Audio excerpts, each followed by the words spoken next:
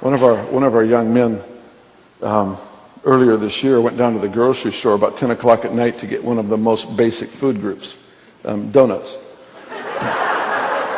He was hungry. So as he's walking by the cashier, he notices a woman there with a hearing aid. So he turns to her and says, "Can I pray for you?" And she says, "Yes." And she turns around to do her business. And he said, "No, I mean right now." So she looks around and says, "Well, okay." So he prays for her. She's 50% deaf in one ear and 100% deaf in the other. And so he prays for her, and both ears open up. She's completely healed. Well, the woman is crying. The cashier is crying.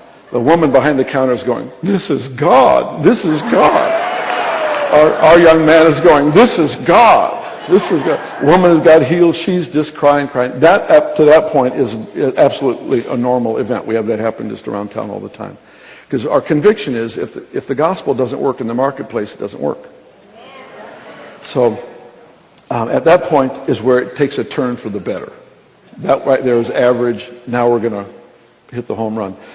The guy looks at the cashier who's crying, saying, "This is God." And he says, "You know, God wants to do more in this store tonight." And he says, "Can I use the intercom?"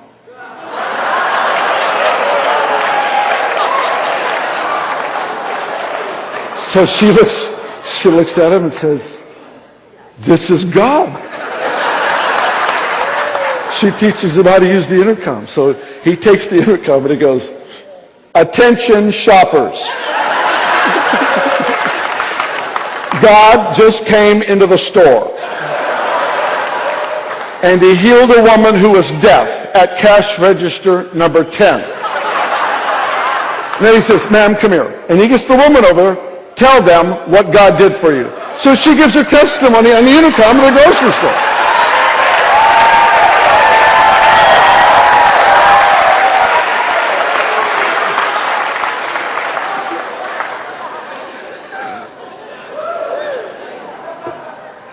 When she's through, he takes the mic back and he says, "God wants to do more in this store tonight.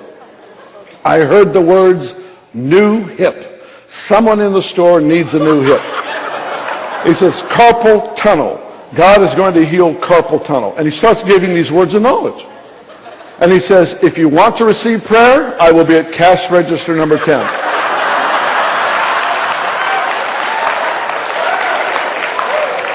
So within moments, people are coming down the aisles. There's a huge grocery store. People are coming down the aisles going, looking down at cash register number 10. And pretty soon a crowd starts forming around him at the cash register. And as soon as this crowd comes, this woman comes out one of the little electric carts. She comes wheeling into the group. She goes, "I'm the new hip."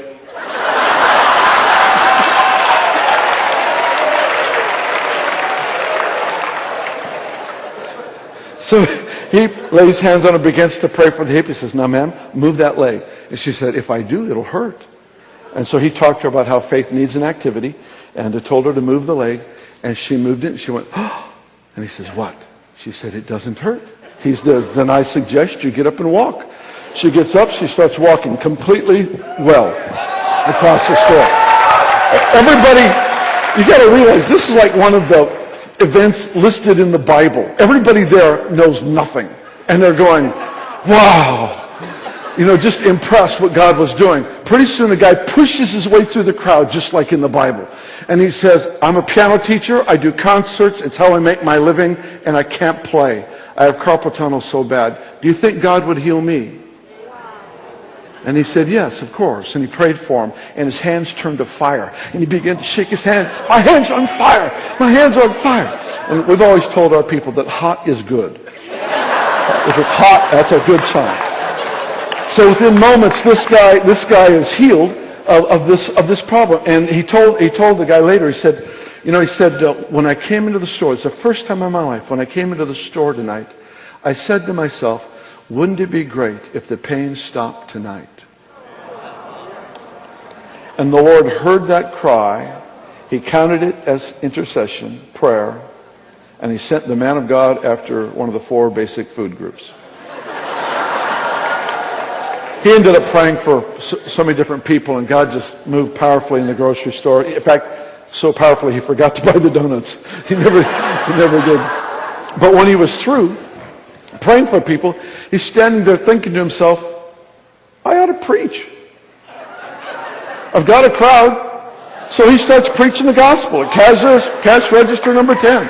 And he starts telling them about God's love and how that he forgives sin, and just going through the gospel. He says, if you would like to receive Christ right now, just raise your hand and I'll pray with you.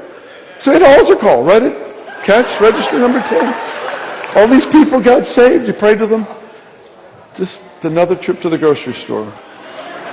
Isn't that amazing? Yay, God. Yay, God.